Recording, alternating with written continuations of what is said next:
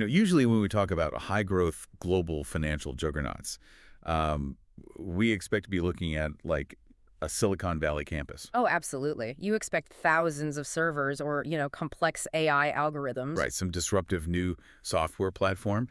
You definitely don't expect a dusty blue and yellow can sitting next to a pile of oily rags. Yeah, you really don't. But the numbers we're looking at today tell a completely different story. They really do. Welcome to the Deep Dive, everyone. Today, we are looking at the Q3 fiscal year 2026 earnings results from the WD-40 company. And those just dropped recently, right? Yeah, dated July 9, 2026, along with a guidance update. And our mission today is to unpack how this everyday object, something you probably have sitting under your sink right now, is secretly just this global financial powerhouse. It really is a masterclass in how a legacy brand achieves massive modern growth without, losing its core identity. Exactly.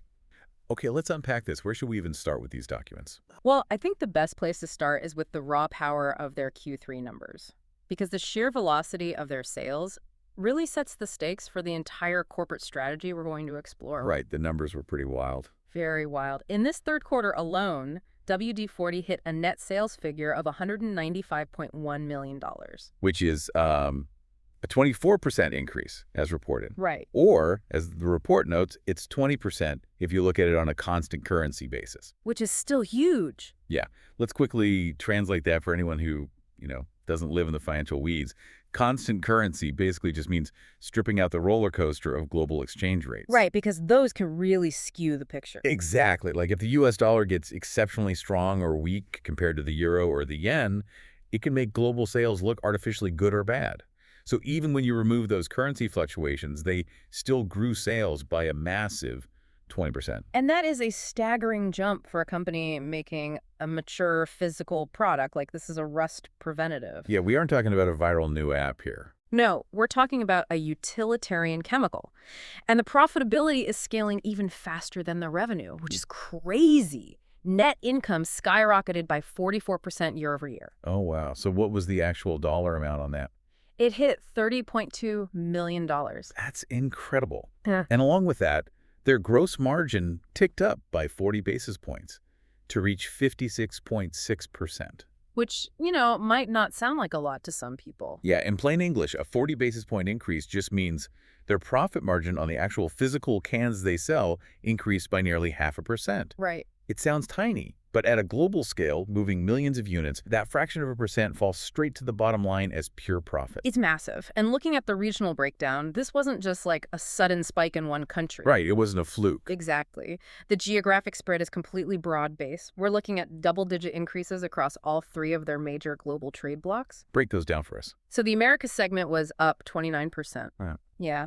Then EIMEA, which is Europe, India, the Middle East, and Africa, that was up 17%. And the Asia-Pacific region, or APAC, was up 24%. Okay, I have a really pointed question about this. Go for it. We live in a world where physical goods companies are constantly battling supply chain chaos, inflation, just, logistical nightmares. How is a company making heavy liquid in an aerosol can expanding its profit margins so successfully across every single continent? It's a great question. And it comes down to two major structural factors in their Q3 performance. First, they are demonstrating incredibly strong operating leverage. Operating leverage. Okay, unpack that. So operating leverage is basically what happens when a company's revenue grows faster than its operating costs. Oh, I see. It's like, okay, think of it like a baker who pays $1,000 a month to rent an oven. Okay, I like this. If they bake 10 loaves of bread, that oven cost is a huge burden on each loaf. But if they suddenly have the demand to bake 1,000 loaves in that exact same oven, their fixed cost per loaf practically vanishes. Right, exactly. And their profit margin on each new loaf skyrockets. That is a perfect way to visualize it. By scaling up their sales by 24% across a global footprint, WD-40 gets to spread all their fixed corporate costs over a much larger revenue base. It's like they sprayed their own balance sheet with WD-40 Everything is moving completely friction-free. I love that. Yes, the efficiency of that scale directly drives profitability. But the second factor is on the actual manufacturing side. What's going on there? When we dig into those gross margin drivers, the company notes that lower costs for aerosol cans and fill fees were a major tailwind. So the physical vessel itself got cheaper to produce. Yeah, those lower input costs actually provided an 80 basis point positive impact. Wait, I thought the overall bump was 40 basis points. It was. That 80 basis point gain was offset slightly by other miscellaneous cost increases, netting out to that 40 basis point bump we discussed earlier. Ah, got it. So fundamentally, they're selling significantly higher volumes, and the metal can they're putting the liquid into has become more cost-effective to produce and fill. Precisely. Yeah. It's really a dream scenario for a physical manufacturer. It really is. But, understanding the global math only tells half the story. Right, the numbers are just the result of the actions. Exactly.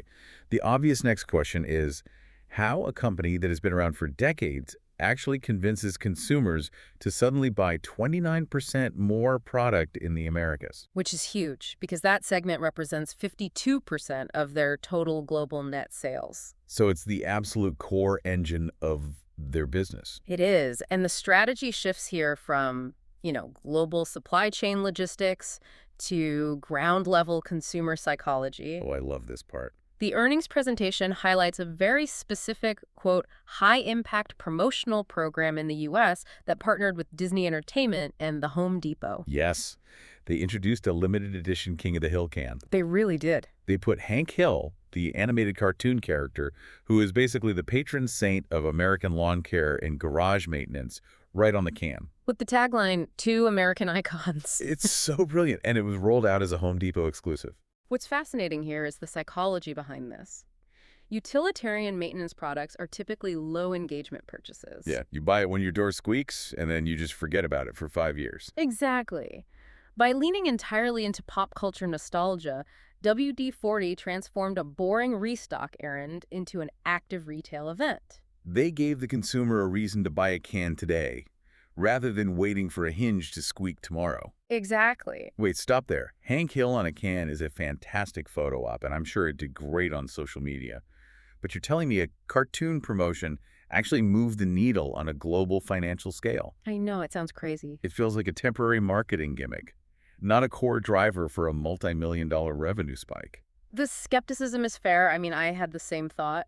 But the localized data proves it was far more than a gimmick. Oh, let's hear the data. If you isolate just the U.S. maintenance product sales during the specific promotional period, they saw a staggering 35% increase. 35%. Okay.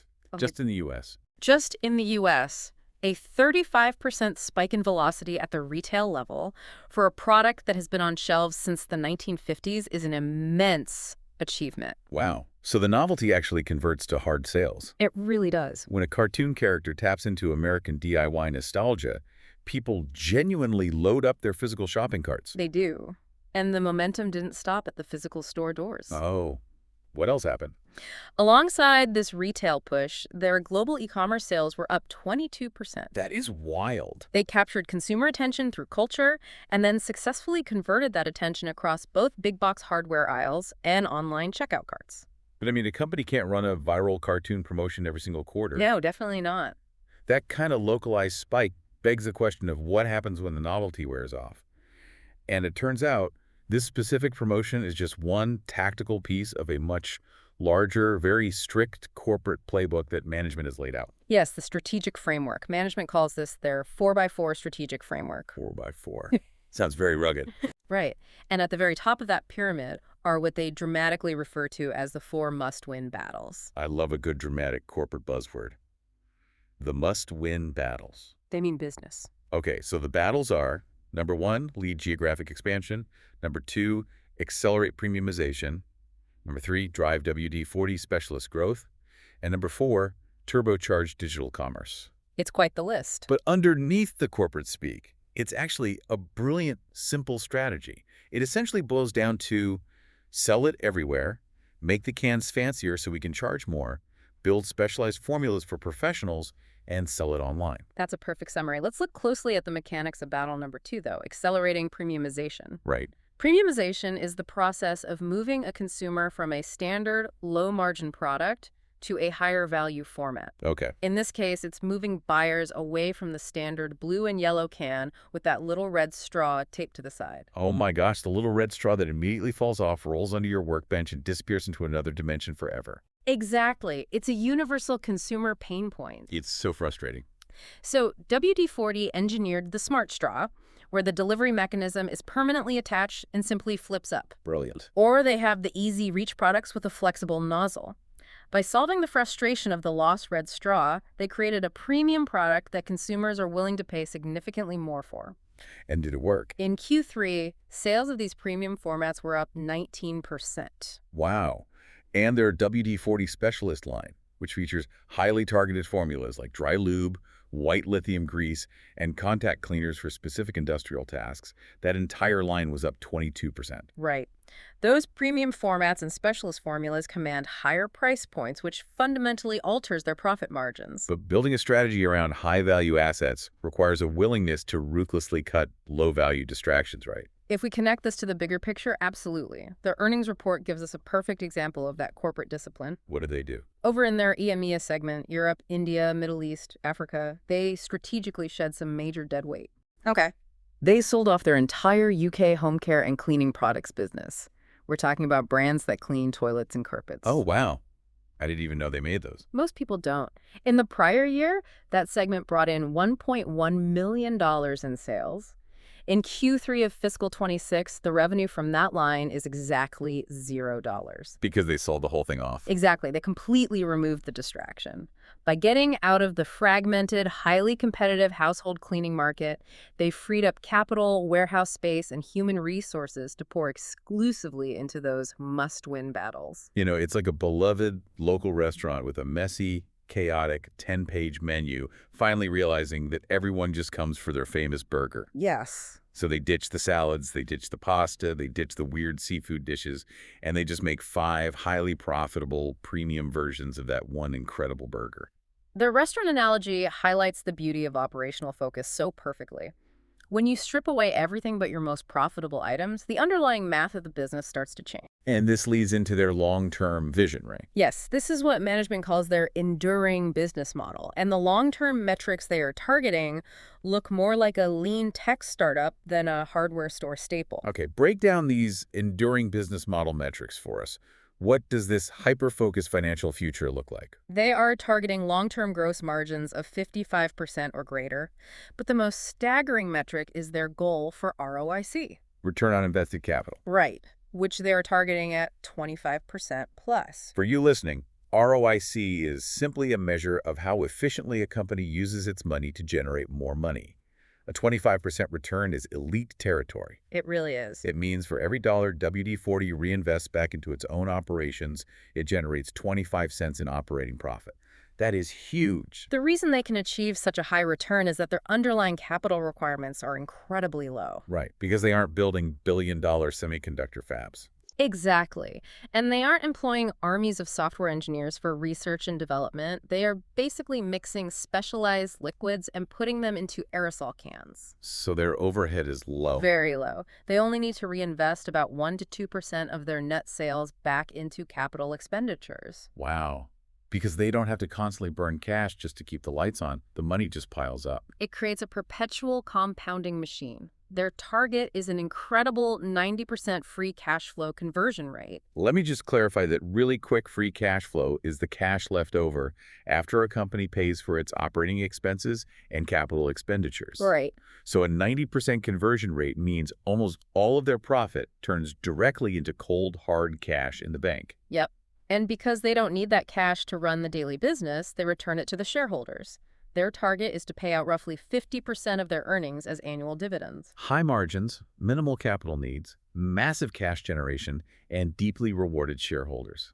It's a flawless financial flywheel. And you can see their confidence in that flywheel right now because they actually updated and narrowed their full fiscal year 2026 guidance in this report. Oh, they did. Yeah, they bumped their net sales expectation up to be between $652 and $667 million for the year. That's a solid bump. They also increased their diluted earnings per share guidance to between $6.05 and $6.35. Earnings per share, or EPS, is exactly what it sounds like.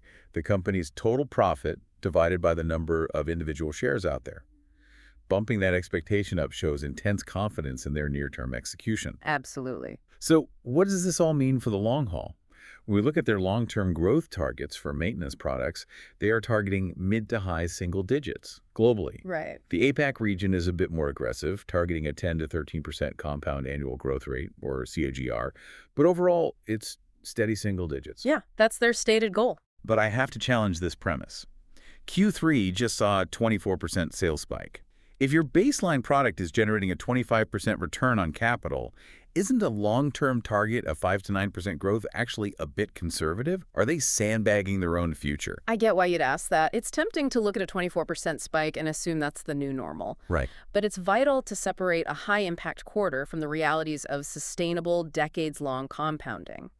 That Q3 spike was the result of a perfectly timed, highly promoted novelty event colliding with the easing of global supply chain costs. So it was kind of a perfect storm of good news that you can't artificially replicate every 3 months. You simply can't. A long-term target of a 5 to 9% compound annual growth rate on a constant currency basis is actually incredibly robust for a mature physical product. When you put it like that, yeah, it makes sense. When you compound revenue at 8 or 9% over a decade, while simultaneously throwing off 90% free cash flow and paying a 50% dividend, the math becomes monumental. You don't need 25% annual growth to create massive shareholder value if your foundation is that efficient. Exactly. Management isn't sandbagging. They're demonstrating extreme discipline about what is actually sustainable in the physical world. They know exactly what they are, and just as importantly, they know what they are not. They are playing the long game of steady, profitable compounding,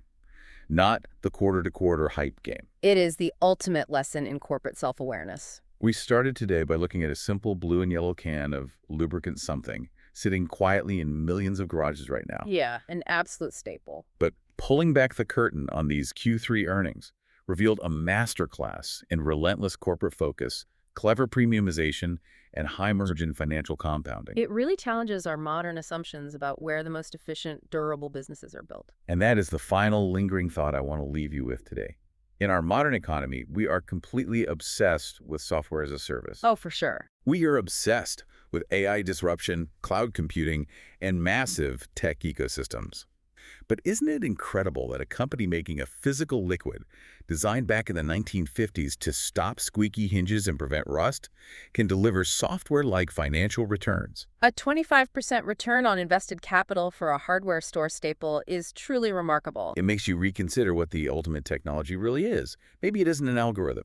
Maybe it's simply solving a universal physical friction problem perfectly, once and for all, and then having the brutal corporate discipline to just sell the heck out of it for the next 70 years. It's a powerful perspective to walk away with. Thank you so much for joining us on this deep dive.